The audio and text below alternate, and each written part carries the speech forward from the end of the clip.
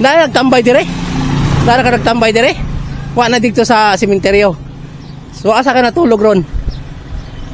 Romel yung pangalan no? Mao ni si Romel mga idol no katong atong gi-vlog. Katong kita ka atong bugas og kwarta. So mo na yung mga gamit oh. Kaya nagdama ka gamit ko and then nimo ibutang sa sementeryo ana. Okay. So asa mga nakuan karon? Natulog. Bisag asara. Yung sa mga idol no si Romel kung naalala nyo, mao ni siya nga itong gihanga ko.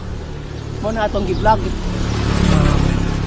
Mao na siya nagpuyo sa sementeryo diri sa St. Bernard sa Malbago. Katong naagiana to ba. So ambot kay nagdaan naman siya mga gamit ni Dia. Siguro wa na siya dito sa sementeryo. So asa ba ka natulog ron? Asa ba ka natulog ron? Sa sementeryo gihapon? Dito sa imong gikuanan, gitambayan. Gihita naman lagi imong mga kuan. Mga gamit. Wa din na mo dito ibilin. So na kay panihapon unya. Okay, so balik kun tara ka ha kay gikan ko nag-jogging ba mga idol. So naagian na nako karon taga. Nag-jogging ko diri sa St. Bernard. So nilahas ko dito sa St. Bernard pagbalik nako karon mao na siya atong hinadi di ka istorya.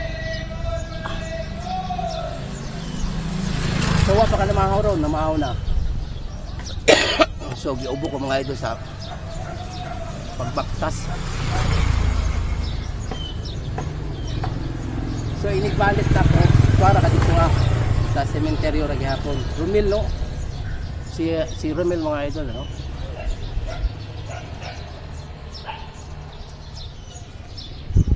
So may adlaw karon, adlawng Lunes ro no.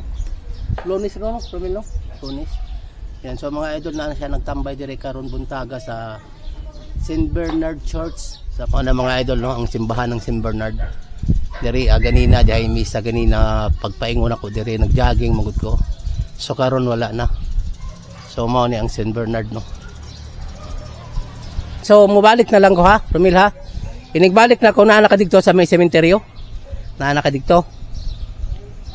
Gibili lang to ng mga gamit mo dikto para di ka magkuan.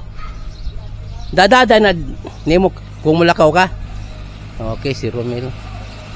So may buntag di mo ha. Di na ako magdugay, Romel no. Mo pauli pa ko. Tapos nagbalik ako. Magdaan ako kuhaan ka ng bugas, ha? Bugas og imo kwarta nga pangkasto bisag gamay at least na. Mga idol ano, balik ko na nato si Romel kay pauli pa ta kay buntag pa mga alas 6 pa sa buntag karon no. Balik na lang po min ha. Okay, good morning mo.